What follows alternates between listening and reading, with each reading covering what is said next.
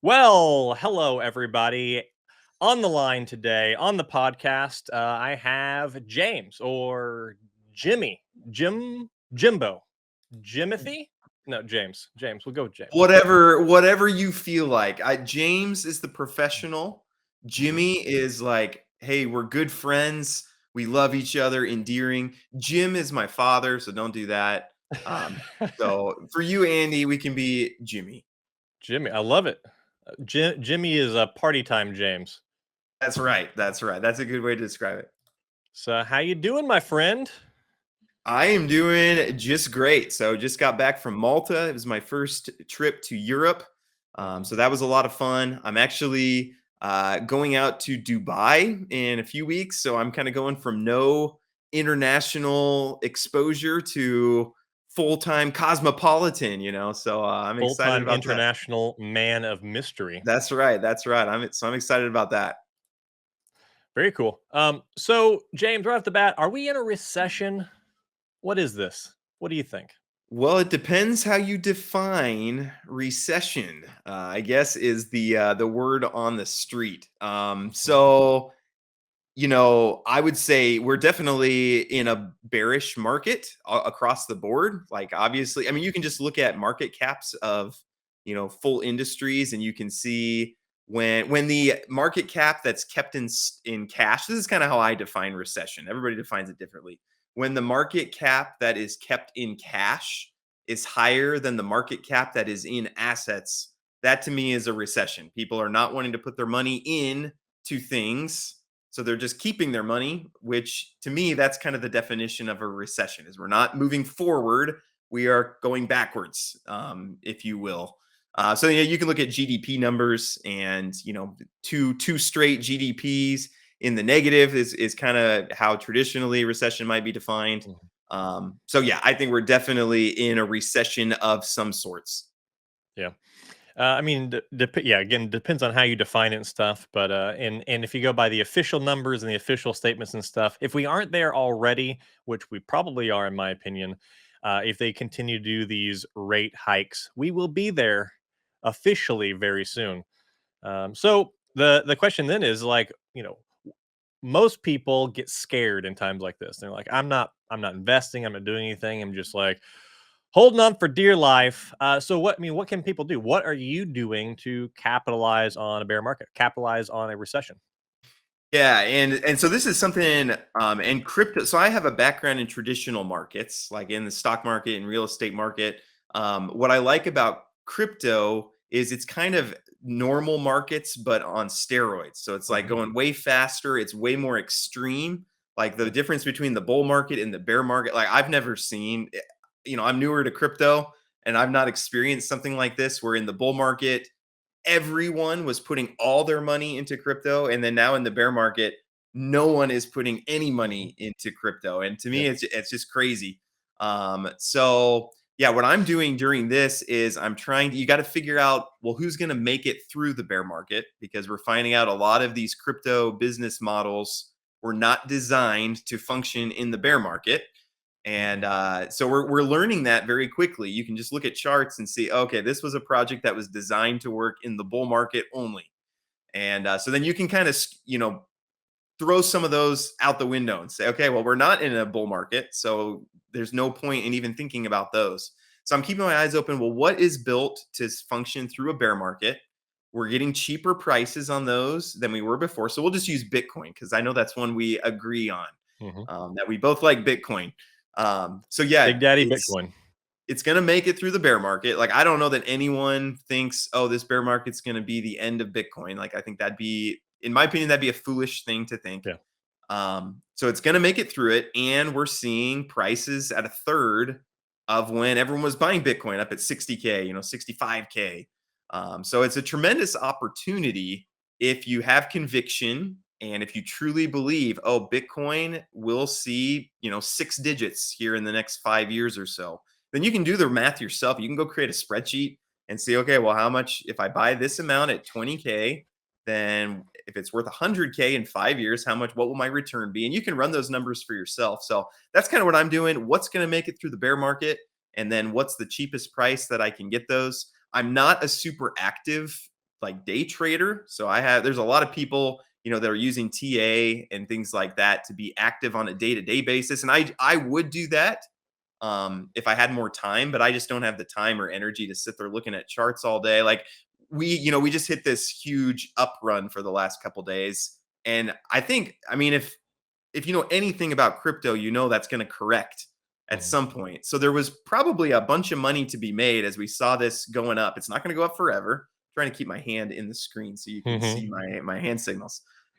So there would have been a lot of money to be made as it's going up. Oh, hey, there's going to be a correction, which we're kind of seeing here in today and yesterday. So there's a lot of money to be made if you're willing to play those games and learn TA and go through that. But I don't have that kind of time. I don't want to be an active trader like that. So I'm kind of just what's going to make it through the bear market, dollar cost average, as low as I can on those. And then when we get to the bull market, I'll look in 3 years and say, hey, wow, I have 10 Bitcoin now. This is incredible. And, wealth built in that way. What are you dollar cost averaging into right now? So I backed up a little on Bitcoin, just and the only reason being because if you look at the multipliers in Bitcoin, you know, for it to get to 100K, which is a pretty good increase, that's only really a 5x.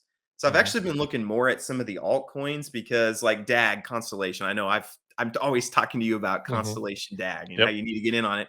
But I think the upside on that is probably, 500x. So Bitcoin, you're looking at maybe a 5x in the next 5 years. I think Constellation, you're looking at a 500x in the Yep. next 5 years.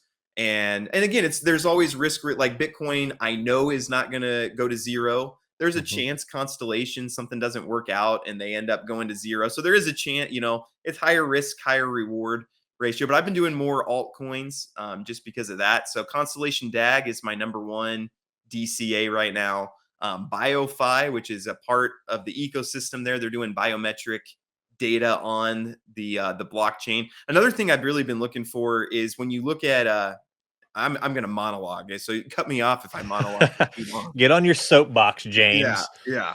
But so I love the history of disruptive technology. That's like one of the things that makes me really excited is when new technology comes in that changes the way the world functions and it puts a whole bunch of people out of business. It creates a whole bunch of new business because there's new technology that changes the way the world works. So like the internet is the cell phone, the internet, like Yep. these are all things that changed the world. So I do believe the blockchain technology is a disruptive technology, but we're Mhm. not really seeing most of the crypto projects that we look at are not Yep. disruptive. Like they're not actually doing anything. They're not changing anyone's life. They're not making businesses. They're not making other businesses go out of business because they're doing it this new, better way. So I've been really looking for, hey, if I believe in blockchain technology, what are the projects that actually change the way we live our lives, that change the way people do business? And so that's where I think Constellation is going in that direction. I think Bitcoin could be that also. XRP, Ripple, if we start doing international payments via crypto instead of via these weird bank Swift wires, Mhm. I mean, that could change, maybe not here in the US, but that changes the way that the international community does business. So that's really what I'm keeping an eye out for because that's where you get the 500Xs, the 1000Xs are in those disruptive technologies. So, yeah, I do like Bitcoin, but the reason I'm not dollar cost averaging more Bitcoin is because I already have a whole bunch and I feel like Mhm. I've got enough. But Ethereum obviously has been kind of, life changing. Constellation DAG, BioFi, Ripple. Those are kind of the main ones that I've been looking at here recently. Interesting. Yeah, so I mean, I think the point you're making is a very fair one. However, I will also submit that you are doing it from a different place than most people will be doing it from. That one, you already have a firmer foundation in crypto. One, two, and in life, a much firmer financial situation than a lot of people. Whereas a lot of folks who are like, "Oh, I want that 500x, I want that 1000x." Um, the $500 and $1,000 they put into it, that was all their spare money for maybe that 6-month period or something. And so I agree with what you're saying, and obviously I'm not a full on Bitcoin maximalist. I mean, I'm a true Bitcoin believer, and I do believe it's one of the few that will stay the course and last. And I think that 99% of all the coins, even the ones you just mentioned, there's a high chance that they will fail more than there's a high chance that they will succeed. And I hope they succeed Right. because I'm also buying one or two of those and other things. Um, but in all of altcoins in general, like 99% are going to just go to zero. And you have to be extraordinarily lucky or have lots and lots of bets with substantial enough amounts that you can play the numbers and stuff. Whereas Yeah. Bitcoin, I'm a crazy person. I'm a crypto boomer guy over here, loves Bitcoin, but I think $100,000 Bitcoin is like bottom tier. I think we're going to 500,000. I think we're going to a million. I can even see $10 million Bitcoin in the 20, 30, 50 years from now, if it truly does become a world reserve asset. And then all those international transfers and things can all happen on the network on secondary layers and stuff. But I'm a crazy person with Bitcoin. But I see the merit in a lot of those things. But I just think it's worth mentioning that, like, you are, I think, probably approaching that from a very smart point of view, and most people just need to, I guess, recognize that. And maybe just the answer here is, maybe you could speak to this. It's like going into any of this stuff and not knowing what you're buying with it, not having knowledge, and then secondly, not having some kind of actionable plan or strategy for how you're like attempting to invest in these things as a recipe for disaster. Yeah, no, and I really appreciate this is why us YouTubers need each other is because so often I forget that my audience is not in like they're not in the same place. We just Yeah. assume that our perspective and like the way where we're Mhm. at financially is where everyone else is, and we just talk that way. But yeah, most of my audience did not sell a business for seven figures, and Mhm. people don't know this often, but I have a third of my money in the stock market, a third in real estate, and a third in crypto. And then Yeah. in crypto, I have about half in these like blue chip assets, you might call them. And then, half in the degen plays that a lot of my videos are about.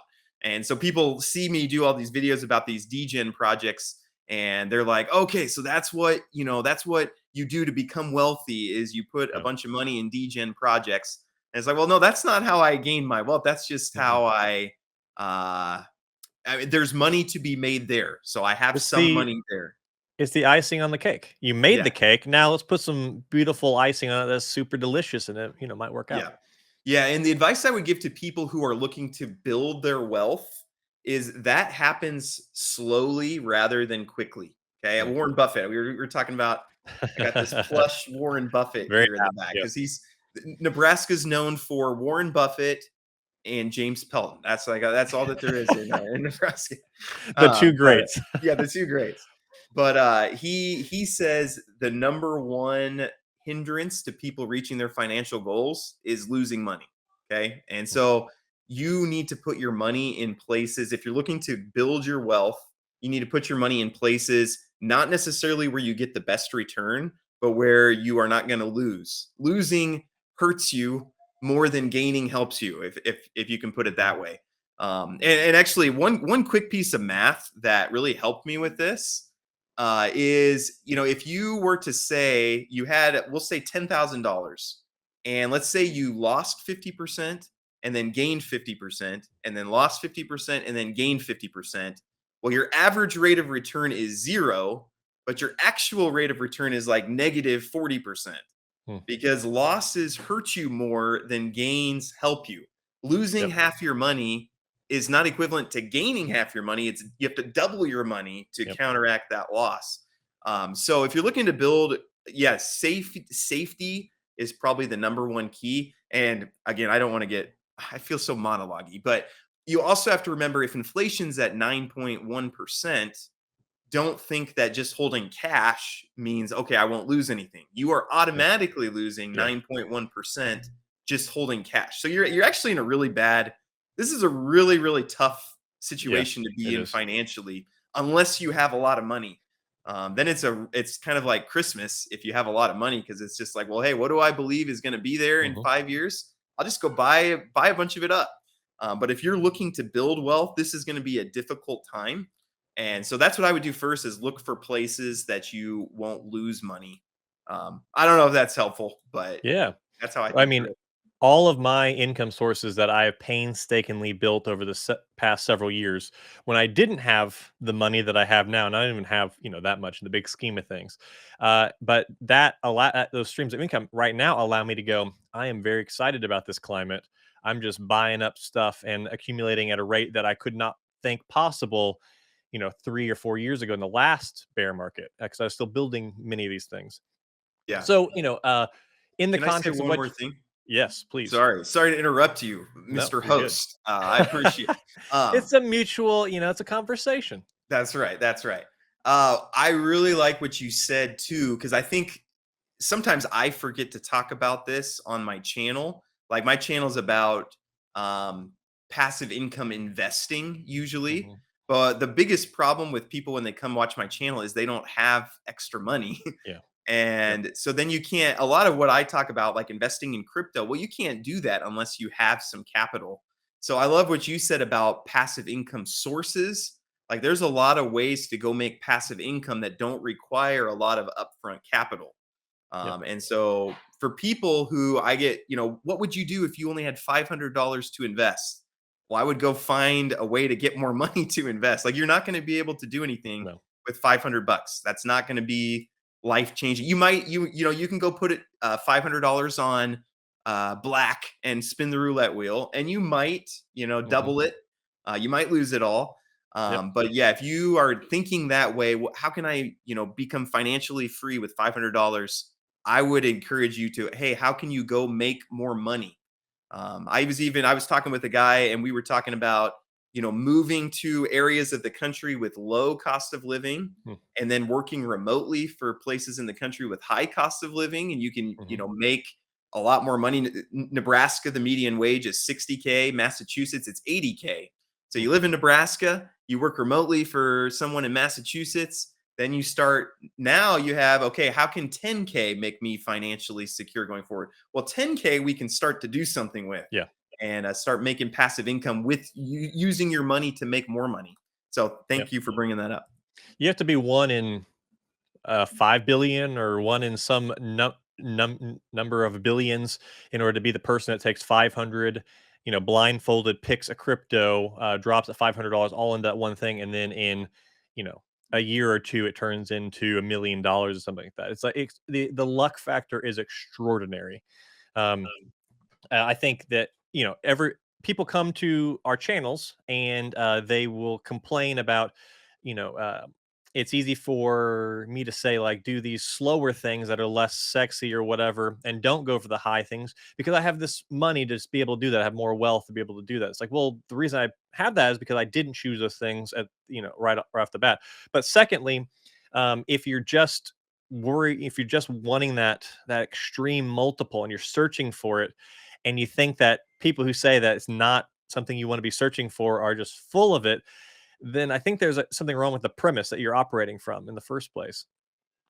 So, uh, I wanted to ask a bit more about like well, and also I also want to say, talking about this whole net worth thing, it's like, James has a third and a third and a third and stuff like of the two of us. I'm not as wealthy as you are, but I am the crazier one because half of my net worth is actually crypto, which maybe I need to work on at some point. Well, just to speak into that, if I want to get out of the stock market, unfortunately, it's down low, so that's Mhm. like not the time to get out. But Yeah. I would love to have more of my stock. I don't think the stock market's it's not worth the risk, just like where we're at right now. I don't think the real estate market is particularly good right now either. We're at all Yeah. time high prices and we're on a downtrend. That's Hmm. like the worst time to when you're at all-time high on a downtrend is the worst time to get into something. So to be fair, I am trying to get out of the stock market. I'm trying to get some out of real estate.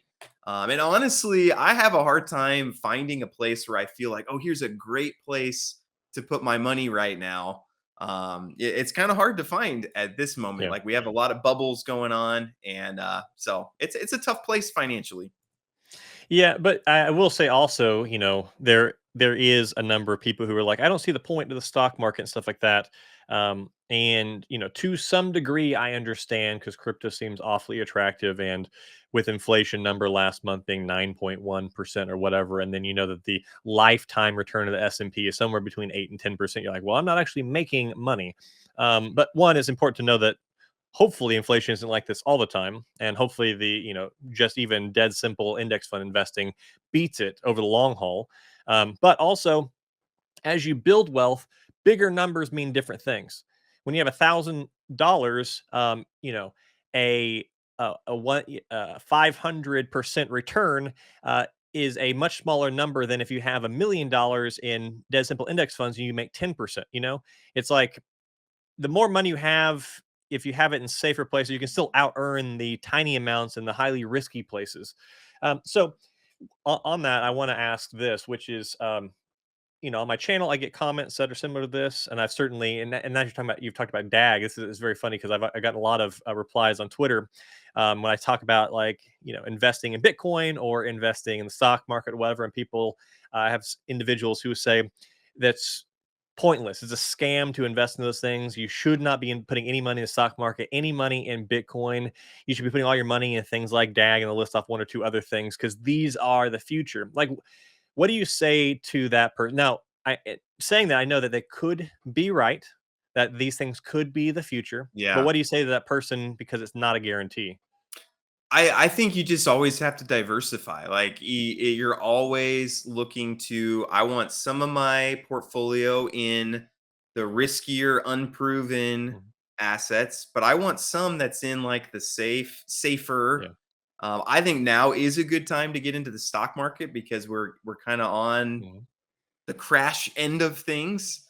Mhm. And Yeah, so I think it's just a matter of diversification. You should always have some high risky stuff. You should look at your portfolio and say, hey, what is in there that's risky? And if there's nothing, then it's like, well, maybe I need to get into some riskier stuff. And then you should look at your portfolio and say, hey, what do I feel safe about? And if there's nothing in your portfolio that you feel safe about, if you're waking up every morning like, oh, did I lose all my money? Then you might need to rethink just your balance. And it is hard. That's another thing that if you have millions of dollars, it's a lot easier to diversify. Yeah. Whereas if you have, $1,000, it's like, so you want me to put 300 in the stock market, 300 in real estate, and 300 in crypto. So it's harder to diversify.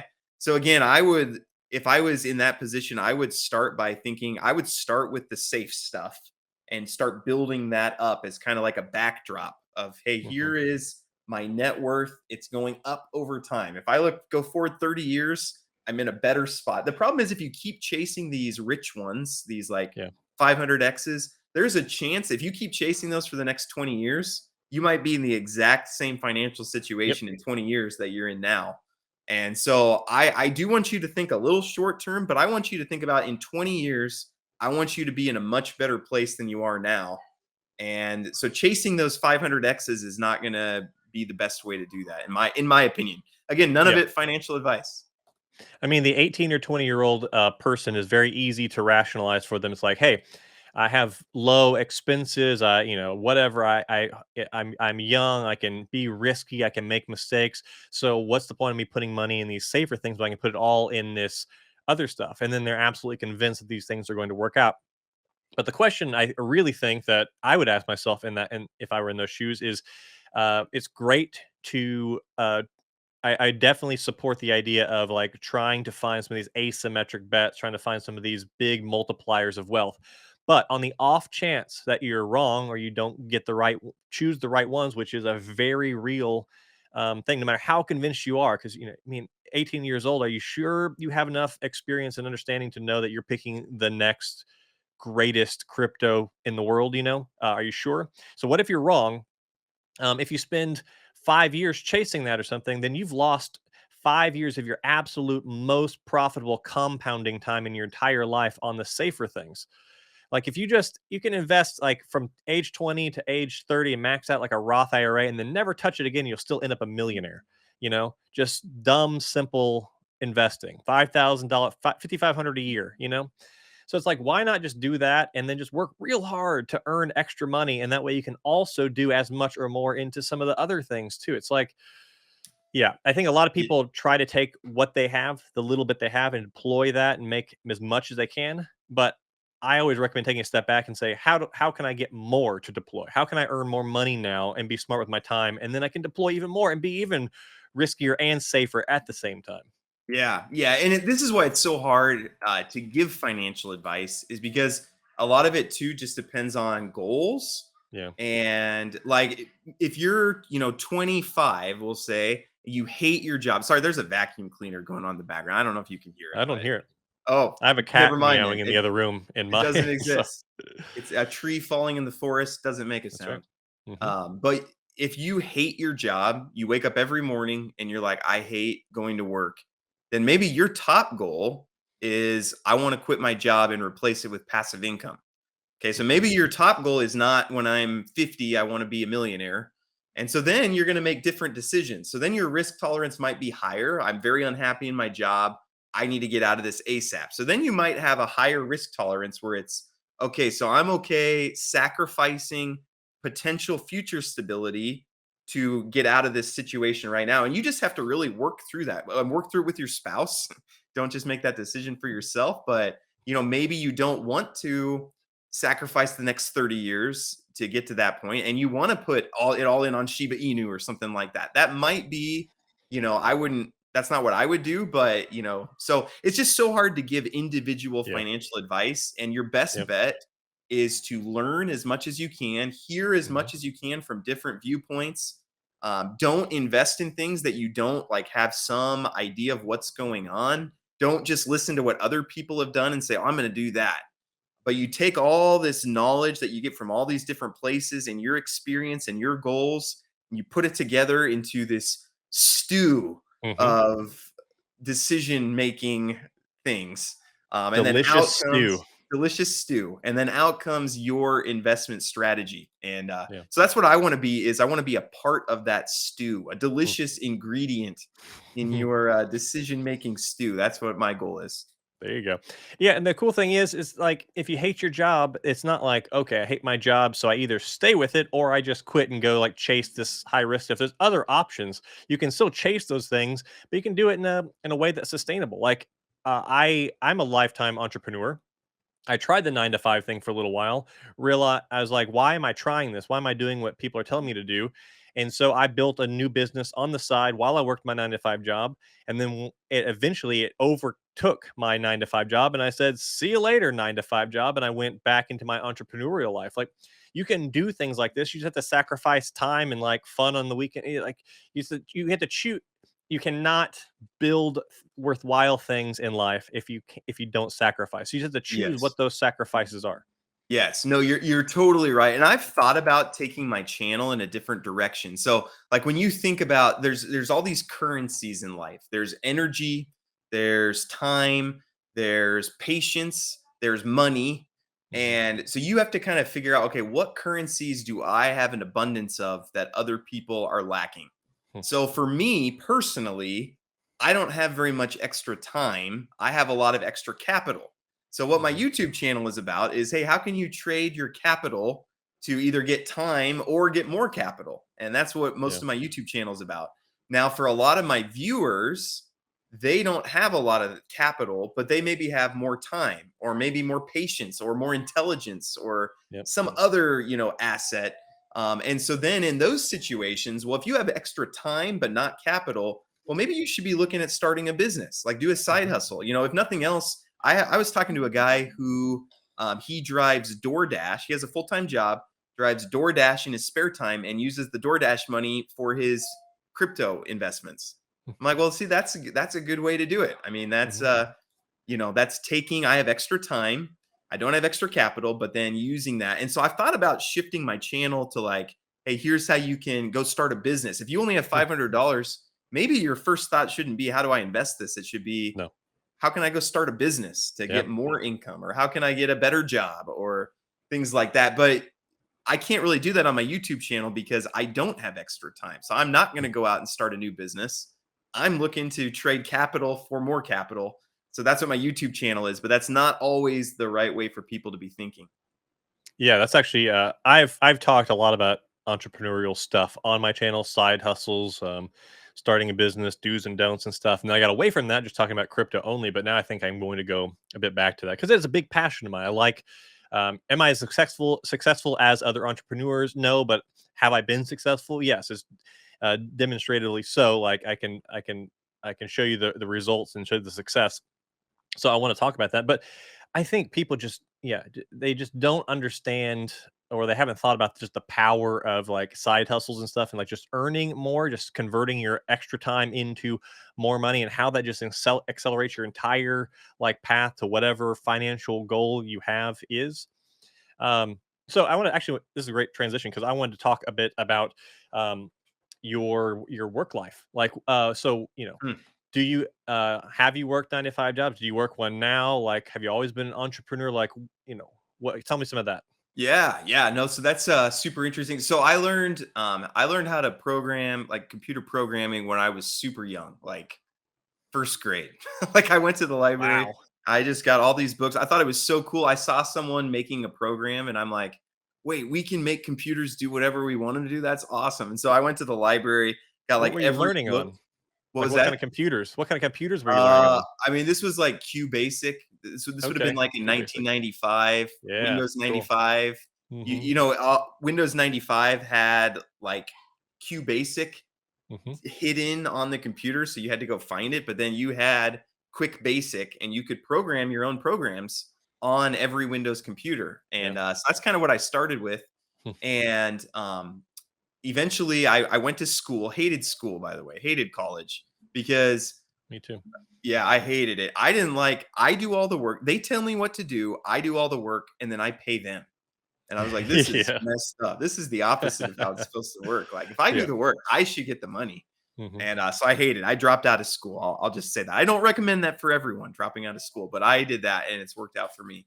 But then I did e-commerce for some companies um, in an 8 to 5 job.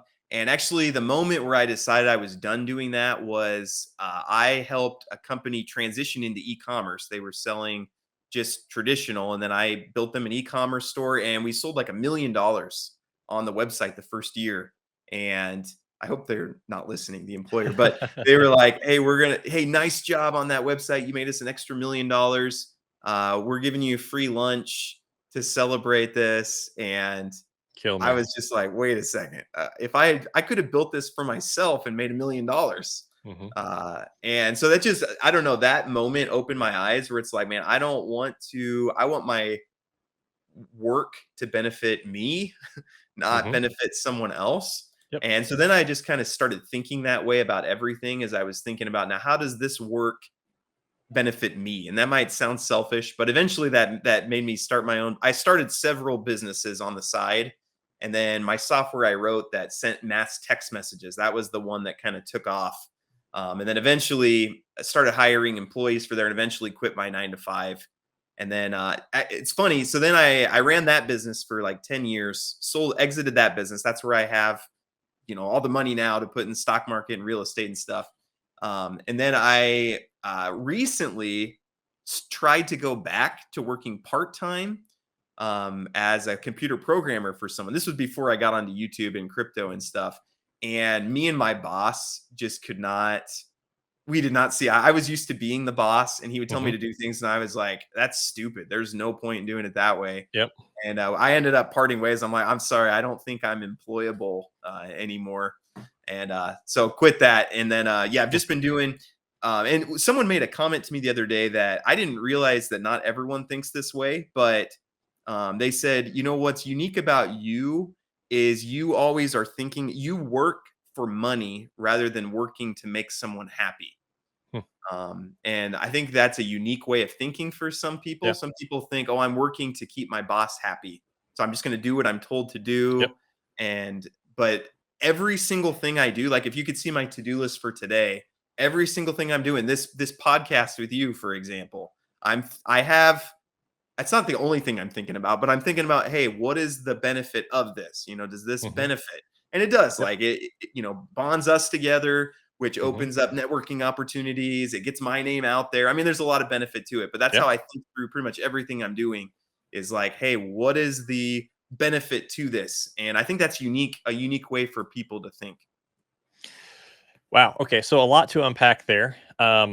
So I think one, the idea of like I want to do work that benefits me instead of benefiting someone else. I think there's a couple ways to slice that. One, I think um, it sounds selfish, but it's really not. It's your work can still benefit lots of people, but you just want to be in control of the destiny. So you're just looking out for yourself to be in control of the actual job, and then it can benefit other people. It's not inherently a selfish thing. It's just a different point of view, in my opinion. Yeah. But Yeah, two, and the way sorry, before oh, I'm one point at a time. I'll yeah, lose uh it, huh, I know. hmm The beauty of capitalism and, hmm so economic, theory is, like, one of my favorite things. I'm reading a book right now.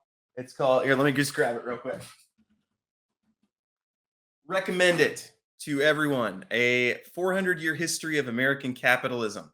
It all is a right, larger book, but, yeah, the beauty of capitalism is that if you make your goal to serve other people, to help other people as much as you can, the way capitalism is designed is that's the best way for you to make the most amount of money.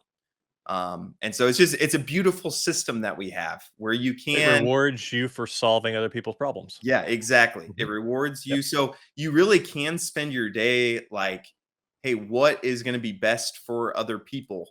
And when you do that, it ends up serving you the best. And hmm you find that the money comes to you when you start solving other people's problems. So yep. uh anyways, sorry, that It was point certainly one. No, it's good. It certainly has flaws in it. Nothing is perfect, but I happen to be a fan of capitalism. But there's all different ways to view it. So another thing you said that's really interesting is talking about how unemployable you are, and that's one of my absolute favorite things. Again, my wealth is modest compared to yours, but it's considerable compared to a lot of other people out there at my age or even younger and stuff.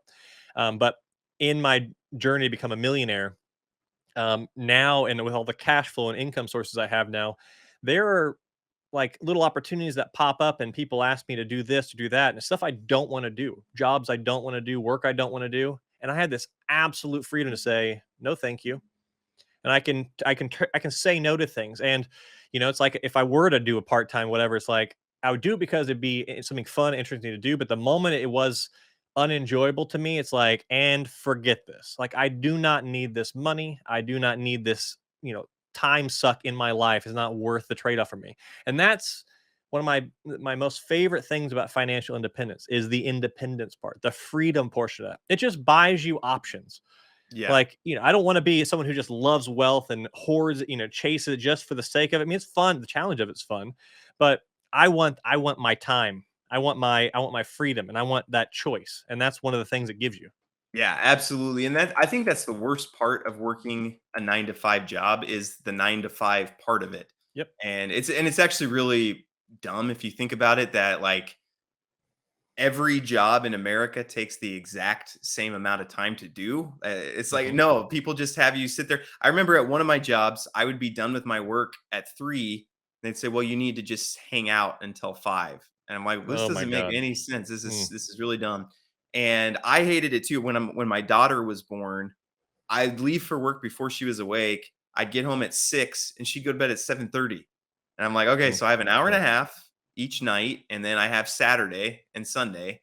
And that's Yep. like that's gonna be the extent of my relationship with my daughter growing up. And I just Yeah. didn't like that. I wanted No. no, what if I want to take her to a movie in the middle of the day on a Tuesday? What is hmm it? Tuesday today? Yeah.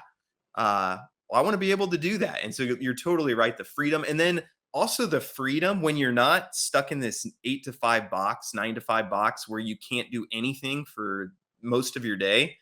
It opens you up where, Oh oh, yeah. now I have time. I can make a training course that I sell to people. I can do a hmm YouTube channel where, I get paid for that. I can do this. I can go learn about this. I can go learn about that. I can go do a podcast with your friend Andy and, hmm learn from him and all these things. It opens you up to just all sorts of things that will benefits you greatly. So I love the 4-hour work week. I don't know if you've ever read hmm that with Yeah. Tim Ferriss. I don't love everything about it, but I love just the mentality Yeah. of, hey, let's get some freedom. I love that we've shifted to this work from home model because I think it's Mhm. actually more productive working from Oh, it is. home. Yeah. And then when you're done with your work, you can be done for the day. People tend to tasks expand to the time that's allotted to them. Yeah. So yeah, love the freedom. It's very telling that now that we've proven that the whole work from home thing works really well, that so many companies are like, no, you got to come back. It's like this control element that I just can't deal with. It's not my personality. What a lot of what you said very much aligns with my beliefs, and one of my kind of mantras in life and as an entrepreneur is, why on earth would I want to work somewhere and build someone else's dreams when I can work for myself and build my dreams? It's like, I don't care what some CEO's vision is. I mean, maybe if I'm really aligned, it's like a cool thing to go like build towards, but I have my own hopes and dreams and I want to spend my time on those things. I don't want to build someone else's grand idea of what they think life should be. It's like that's the ultimate expression of being an entrepreneur working for yourself, is you control that destiny for better or for worse, you know? Yeah. Yeah, and there's more stress with it. Like Oh yeah. there's some non-stressful things about just I'm going to go to work 9 to 5. You don't have to spend your evenings thinking about it, very much, whereas like, you and me, and when I ran my own business, I mean, it was 24, I'd lay in bed thinking about it. And Yeah. so there is always like trade-offs and things like that. And I don't try to necessarily, if someone's happy in their 9 to 5, I try to be like fairly careful before I talk them Mm, out of being happy in it. yep. Like my dad has worked a 9 to 5 job for his whole life, and he's just as content with it. Like he's just like, yeah, I enjoy it. I go to work, and Mhm. there's a part of me that wants to like, no, you should go start your own business or something like that. But it's not for everybody. So No. yeah, it's why it's so hard for YouTubers to give advice, and why you shouldn't watch us for advice is because Mhm. we're built differently, and we're processing through all these things. These are the decisions we made, and you have to make them for your own life.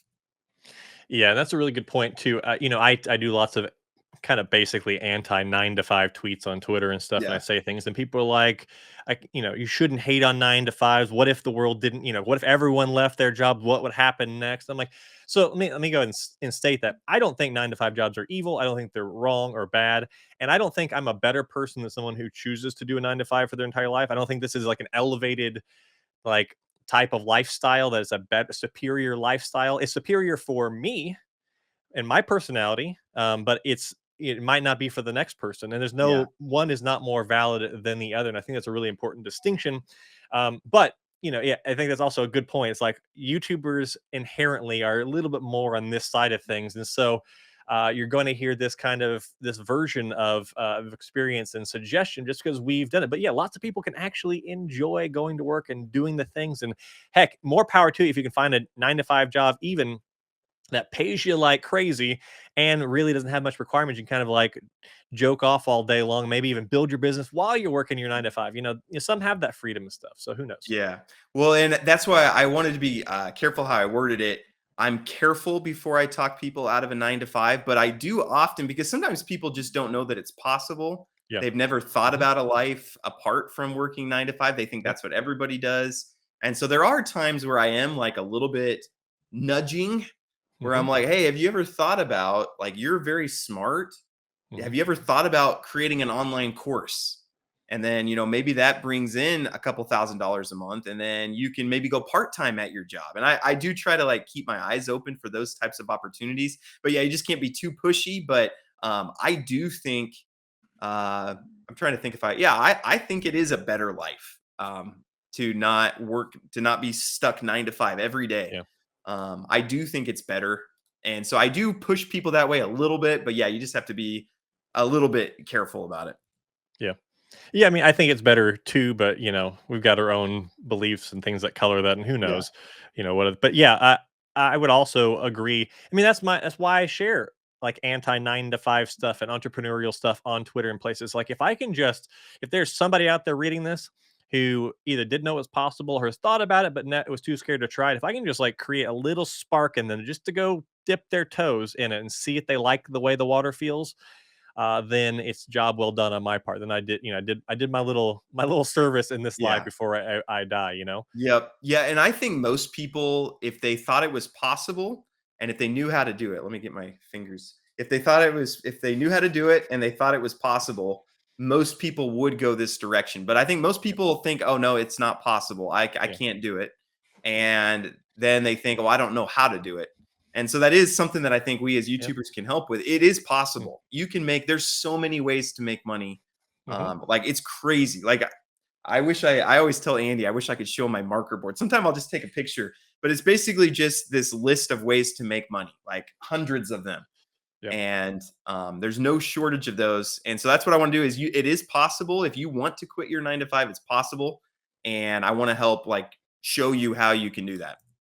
I'm gonna give you a really weird and off the wall example, but a guy I know on Twitter, his Twitter handle is Get Paid Right.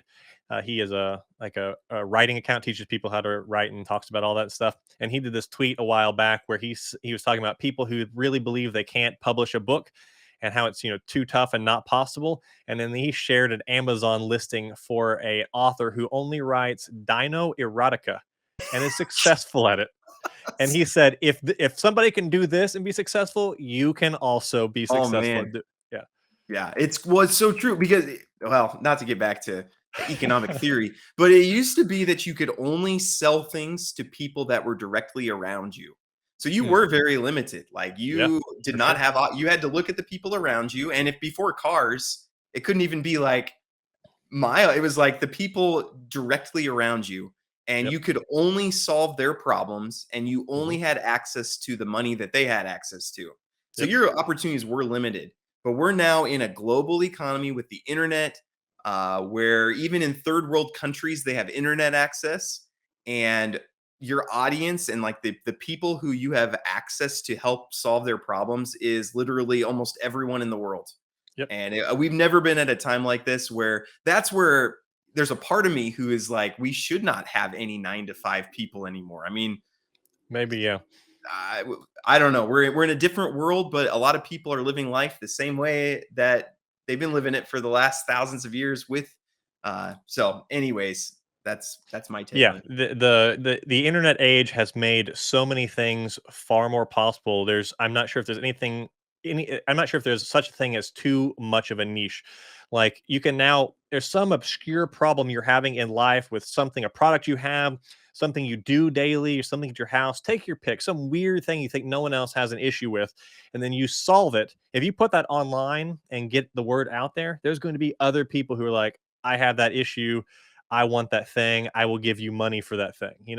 Oh yeah, absolutely. I've always wanted to write a book, but I'm a bad writer and I don't have the discipline. And so I was like, but I found a ghostwriter who is like, hey, if you have an idea and like some bullet points, I'll basically write the book for you. So I'm actually in the process of working with a ghostwriter That's to write. cool. It's Proverbs for Entrepreneurs. And it's I take from because I'm a Christian, so I take from the Mhm. Bible a bunch of the proverbs and apply it to entrepreneurs. And it's a book that is getting written, and it's just an example. And an exercise I used to do that people find this interesting. I didn't think it was that weird when I was doing it, but I used to every day I would observe 10 problems in life Mm, and then try to come up with a solution for it. So every single day I would sit right. down and I would say, okay, what are 10 problems that either I've experienced or I heard about today? And sometimes they were silly. It was like, oh, I waited too long at the red light, on the way to McDonald's this morning or something like that. And then I would try to sit there and it would usually take 20 minutes or so, but okay, what would be a solution? What's something that would solve that problem? It could be Yeah. technology that doesn't exist. It could be a business that doesn't exist. It could be information. And training myself to think that way, I think has really served me Hmm. going forward, where that's just how I automatically look at every situation is like, hey, what's a problem? How can I solve it? And then and then I get money for that. And yeah, so that's an exercise that somebody Yeah. you could start right now. If you're watching Mhm. this and you want to be more entrepreneurial, start that exercise. Train your brain to work that way. That's a great idea. Yeah, and that doing things like that, thinking in those ways, changing your mental models, thinking your mindset, the way you think about things, is how people do the things you've done, or some of the things I've done, or other entrepreneurs have done, or other people who are trying to build things have done. I think that's a great way to. I mean, that's basically what I did when I was thinking about YouTube channels and how I process video ideas and stuff. Make these long lists and try to associate and get my brain humming along and figuring those things out. So my next question is a little obscure, a little interesting, but I'm curious. I've talked to a few of my friends who also have success in life and with money and stuff like that, and I've asked this. I get a variety of answers, and I'm always curious about this. But do you think you are smarter or more intelligent than average? Yes. Yeah. So I do, yeah, one of my things that I really want to do is be super self-aware. And so I think being super mindful of your strengths and your weaknesses will serve you well going forward. And so then you always have to balance that with like humility and Yeah. false humility and things like that. So I try to just be very like, my brain I know does work in ways that other people's brains don't work in. Yep. Um, so I just want to be aware of that and like, okay, so then how does that play into now? There are some things that I'm very bad at that other people are good at. Like I don't have a ton of well, should I be going through a list of all my weaknesses? I'll bring my wife in here, and she'll tell you. I'm not super emotionally intelligent. Like when I see people that I have a hard time with empathy, things like that. Yeah. Um, and I've had to kind of learn to work with that. I used to be super arrogant. Like that's why I couldn't do college. Is I would look at my professors and I would be like, I am smarter than you are, Mm. and then I drop out of school. And so as Yep. I've grown, I've kind of learned, okay, your brain does work differently than your professors did, but that doesn't make you better. It just means, hey, Yep. you had a strength in an area that they didn't. They're better at things that you're not. And so all that to say, I do think that my brain work like in math wise, I was always really good at math and scored high on the ACT and SAT and things like that. But yeah, just different strengths and weaknesses. And so I just like to be self-aware. I used to like this is kind of weird. You guys are learning a lot about me today. I used to like grade myself on all sorts of different things. I'd be like, looks, 10, definitely. Yeah. Intelligence. And I'd be like, okay, so I'm good at this and this and this. I'm bad at this and this and this. So I should, maybe read about this to help improve in those areas and maybe, make sure I'm humble in these areas. And so I don't know if that answers your question, but yeah, that's how I think through it. It does. Yeah, and I've had some people I asked that question to answer in some similarities to the way you answered it. I asked it because um, I'm curious because my brain obviously works differently than a lot of other people's just based on my decisions in life and the things I've done, and I've noticed that. I also struggle with things like empathy and things. It's tough for me to go, okay, how do I I've worked on it over the years, but it's just in emotions and stuff. It's just me and my wife. You have to work on these things. It's not easy. Doesn't come easily.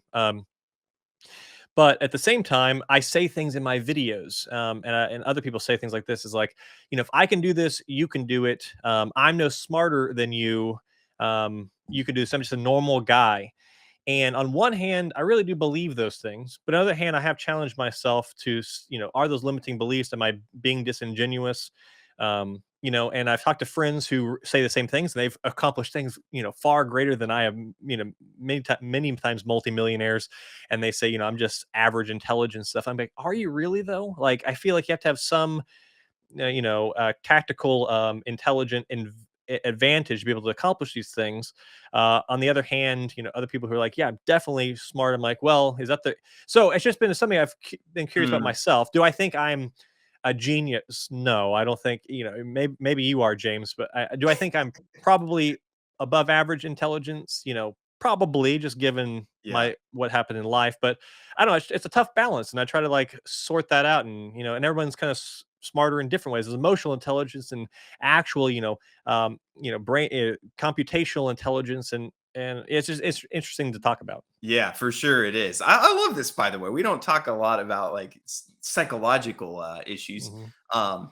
I guess that's what you do in a bear market, right? Is you talk about Introspection. yeah, introspection. What is wrong with I me? inner peace. I was watching Yeah, Kung Fu Panda yesterday. nice. I would say there's no reason that any person can't do what they set out to do. It just might be easier or harder based on your Mm, propensities for different things. But like yeah, if there's something that you want to do, if you want to be a YouTuber, I don't believe there's any person, regardless of their intelligence level, regardless of their wealth level, that couldn't be a YouTuber if they wanted to. Now, I had a very easy time becoming a YouTuber. In fact, I don't even know, like, I just started a channel and in 3 months I had 40,000 subscribers. And I don't even know how that happened or anything. So, do I think that like anyone could start a YouTube channel and then you just instantly get subscribers? Probably not. Like, it might require more work yep, on your part. You might have to, you might have weaknesses that you have to overcome a little bit more. But I do believe that you can go do whatever you want to do. But I think the propensities that we have make it easier or harder. So sometimes it makes more sense to figure out, well, what am I good at? I'll have an easier time getting into things that fosters. So maybe if you hate being on camera, well, you could be a YouTuber, but maybe like that wouldn't be the best, right. bet for you.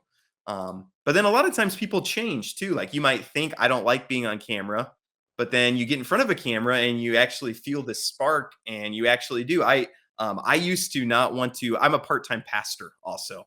But I used to hate public speaking. Like in high school, I hated public speaking. And then one time, I had someone tell me, "Hey, we want you to speak to the church. Like, we want you to preach, basically."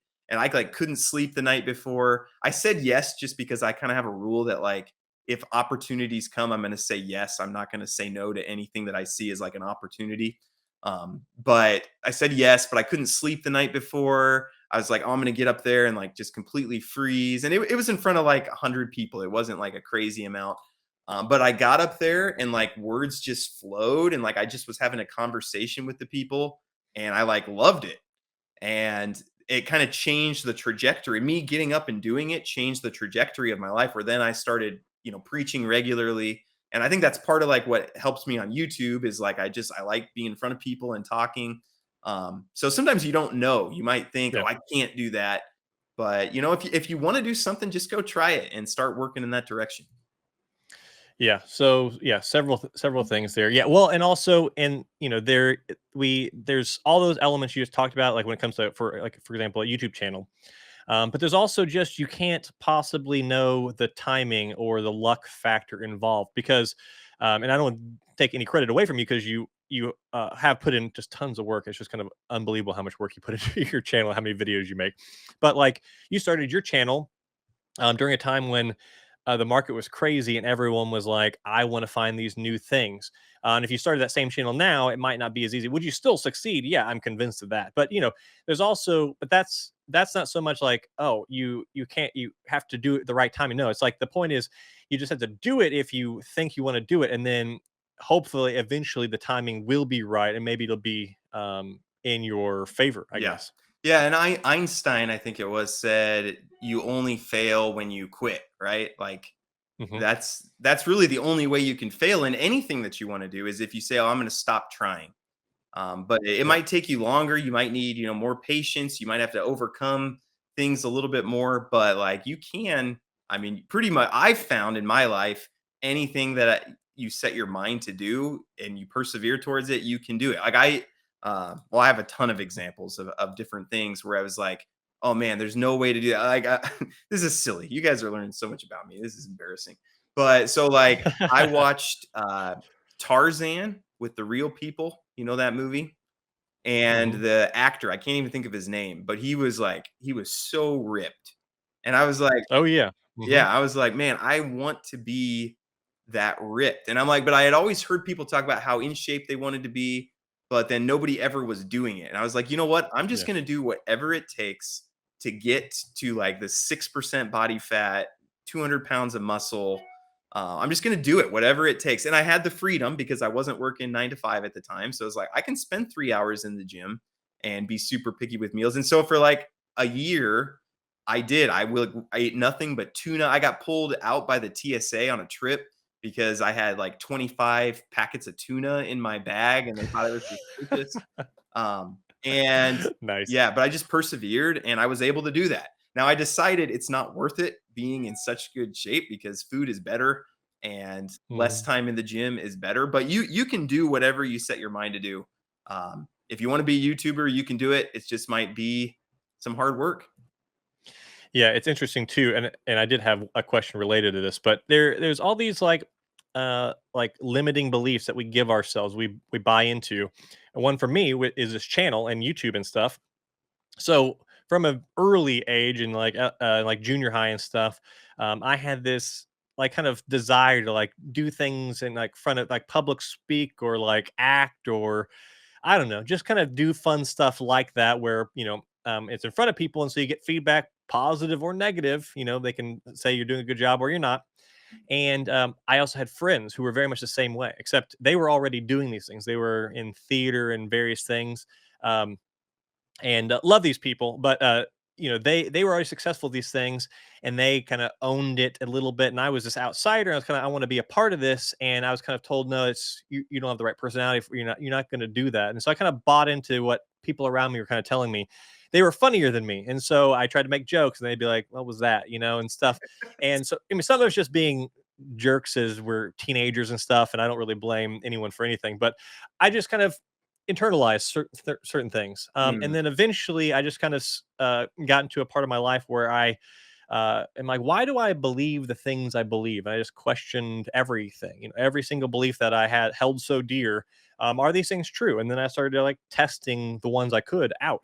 And one of those things was stuff like YouTube and putting myself in front of the camera and things like that. And I'm like, I really love this. This is so much fun, and I think I'm pretty good at it. There's certainly people who are better at it than me, but I'm better than the average person at it at least, and I want to keep getting better at it. It's just so much fun. So I'm like, why did I wait so long to do certain things?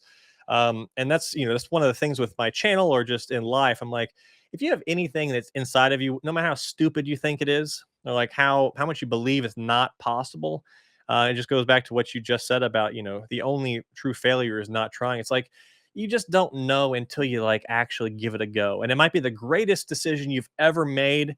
And you could have gone your entire life until your deathbed and you look back and you just go, well, that sucks. I never did that thing. And yeah. you have to die with that regret. So why not just embarrass yourself now, get it over with, and decide if it's actually worth pursuing or not? Like I Yeah. see no downside. Yeah, in worst case, you learn that that wasn't for you. So you Yes. learn it's out of your system and you're not sitting there wondering. You're like, "Oh, Yep. I tried that." And then I've learned a ton of things that I think are very helpful. First off, we're kind of lazy by nature. So Yeah. if you have big things that you want to accomplish, your subconscious is going to look for reasons to not do it because it's harder to do something than to not do something. Okay. Yes. Um, so so our subconscious looks for reasons, oh, I can't do it because of this. And then it kind of gets you off the hook. Oh, I don't need to try. And other people, their words can definitely be that where, oh, you're not going to accomplish this because of this or this and this. And then our subconscious takes that and says, you're right. And then we kind of just give up. And so I've just kind of learned most people, if they criticize you, it's not because they actually think that. Most of it comes out of some kind of insecurity, like, Yep. oh, if they're as successful as I am, it makes me less special. It makes people see that I didn't have anything special to make this YouTube channel. So I kind of just turned off negative words from other people and only accepting the positive. An example of this is when I was starting my texting business, I had a number of people tell me you're going to run into legal issues with texting. And so you shouldn't do it. You shouldn't get into it. And that almost stopped me. I was like, oh, yeah, I don't want Mm. legal issues. I should just stay out of it. But then I shifted my mindset. I was like, you know what? I'm going to do it. And if I have legal issues, hopefully by the time I get to that point, I'm big enough where I can afford a lawyer.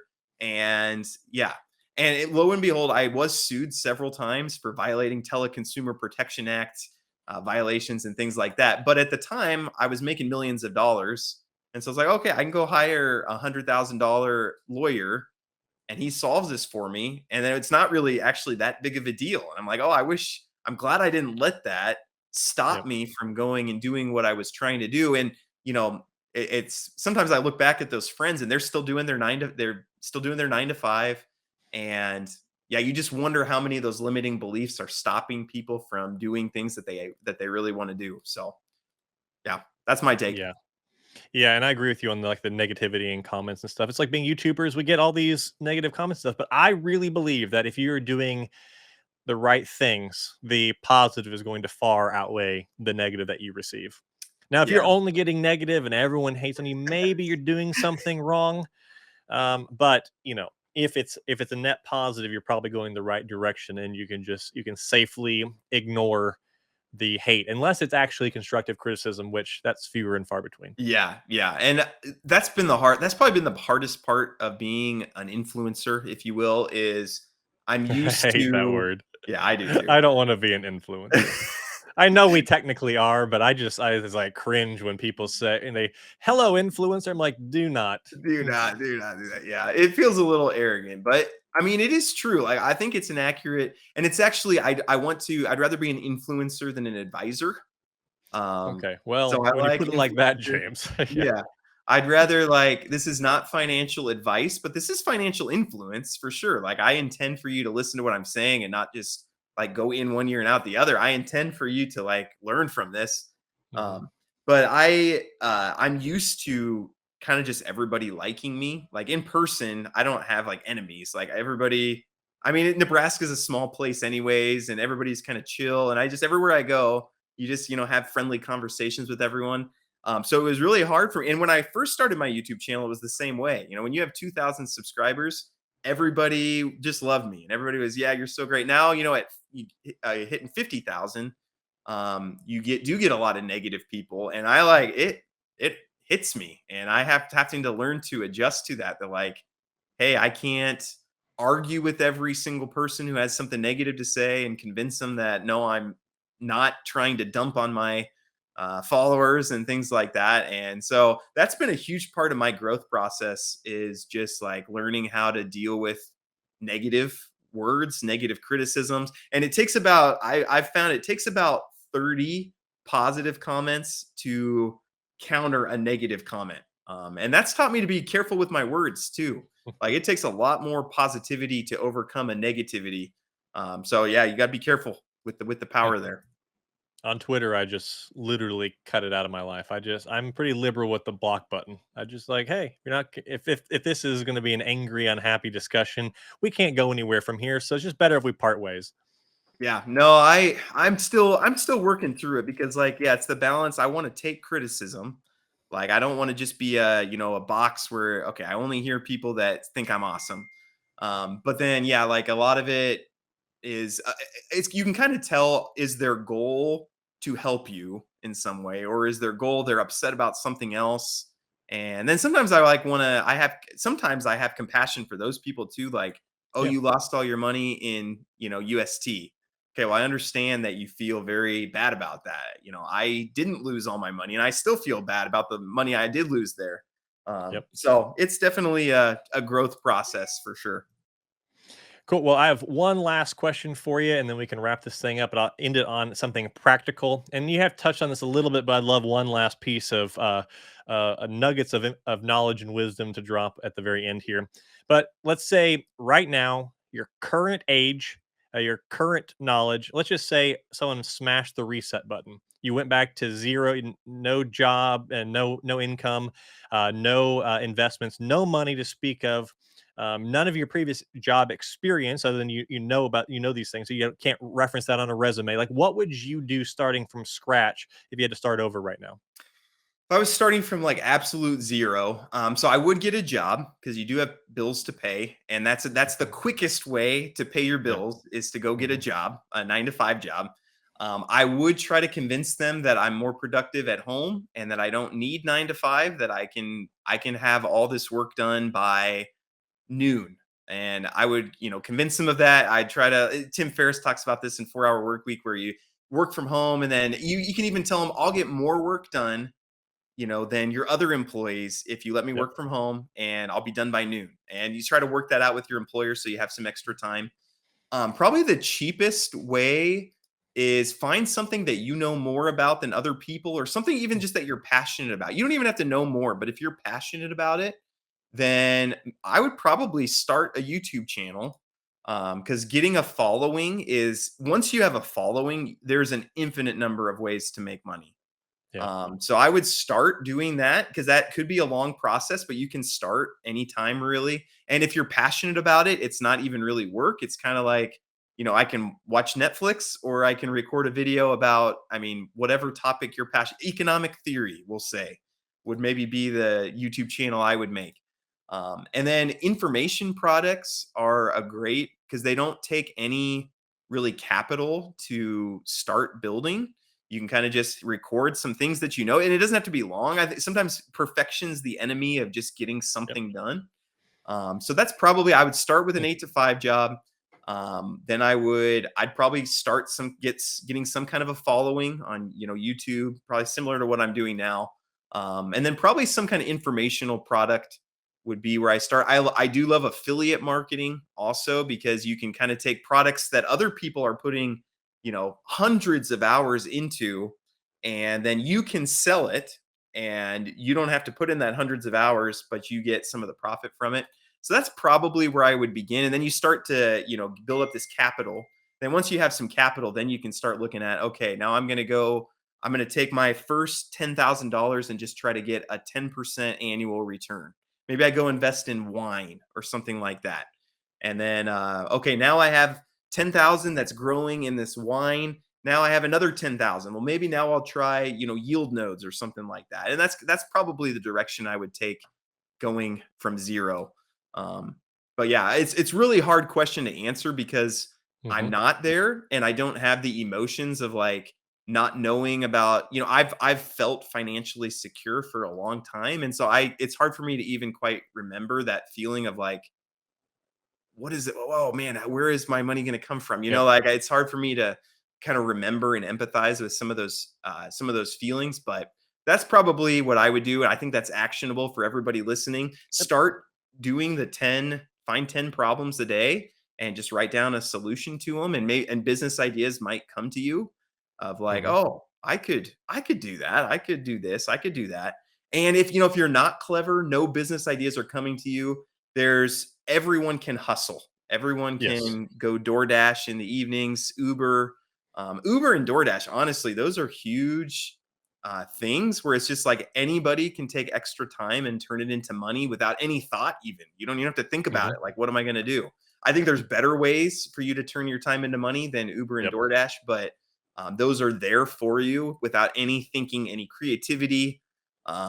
So hustle, you might not have the intelligence, you might not have skills or whatever, but everybody can hustle. So Yep. that's probably, if nothing I was doing was working, nobody's getting on YouTube, nobody's buying my course, then I would think, okay, so I'm bad at business. How can I hustle to get ahead further and kind of go from there? Yeah, that's all great. Yeah, love the idea of encouraging more people. You people would be surprised to know how well you can do even as a small channel on YouTube with affiliate marketing. Um, and yeah, hustling, man. I have so many years of my life are just me hustling, and it's people. It is very. Everyone loves to say work smarter, not harder, but working hard can't pays. You just you have to be willing to give up the time to do Yeah. it, and it Yeah. can It's just be a just good stopgap. right. It's just one of those currencies, right? Like maybe one way to look at, I have so many thoughts that I want to share, but maybe one way of looking at it is like, so Kobe Bryant, for example, Mhm. my favorite basketball player. I have a rookie. You can see it right there, rookie Kobe Bryant card. Oh, My nice. brother gave it to me for Christmas a long time ago, and it's worth like $3,000 now. Have you So had it graded and stuff? yeah, yep, had it Okay, graded, nice. and so yeah. So thank you to my brother for giving me that. He asked for it back one time, but I said no, it was a gift. Um, No but takesy backsies. yeah, so he's not the most like physically dominating person, right? I mean, he's big for normal people, but he's not super big, not super tall. But what he had was hustle. Like he's like, I'm gonna work harder. I can't control how tall I am. I can't control, a lot of these things physically, but I can work harder than anybody else. And that was his currency. Hmm. that he brought that made him, arguably, we'll say one of the greatest basketball players of all time. And so you just have to kind of think through that for yourself. And people don't know this about me. My wife would attest to this, but like when I was first starting my business, I was working 9 to 5, and then I would get home and I'd spend my evening kind of with my wife. And then I would work like all night long. I would just program all through the night. We had a 1 bedroom apartment with my computer and a Bowflex. And my wife would make up in the Nice. middle of the night, and I'd be on the Bowflex at like 3 in the morning. And she's like, "Are you serious?" And uh, then I'd be on the computer, and she said, "You're typing really loud." And I mean, that was my life for Yeah. probably about a year of just, I'm going to hustle. I, don't have anything going for me right now. I have a 9 to 5 job, and it did pay well. But I have something else I want to build, and it's going to take me not sleeping Yep. for a while. And fortunately, I was young enough at the time where I had no kids at that particular time, so I was able to, stay up super late, and there weren't many consequences. But yeah, Yeah. Question of how bad do you want something? Well, that's great. James, so many great nuggets, kernels of wisdom in here. add to your Great. stew, right? Add to your Yeah. stew. Put it in that stew and mix it up and eat it. Share it with other people too, share the wealth. Thank you very much for chatting with me. It's always fun to chat with you, man. Hope everybody enjoy this. Please, if you have not followed James, I'll put all the links to his YouTube and Twitter and all that good stuff down in the description. So go follow him. He's a fun follow, and I've been really enjoying that he's hopped on Twitter. He's being more active there too, because I'm a big fan of Twitter. Weirdo with the Twitter. But thanks, James, for doing this. I appreciate it. Hey, thanks for having me, man. I love talking through things, and I love talking through just mindsets. And every time I talk with someone about the way they think through things and the way I think through things, like there's always something to be learned where you can just kind of like, even from this, one big takeaway is, hey, don't forget that your audience is not in the position you're in. Mhm. From back at the beginning of this conversation, like that's something that's sticking with me even as we're finishing up here, where I think my YouTube channel is going to be better going forward just because we had this conversation. So, yeah, very cool. Appreciate you having me, and happy to come back anytime. Love it. Thanks so much, James.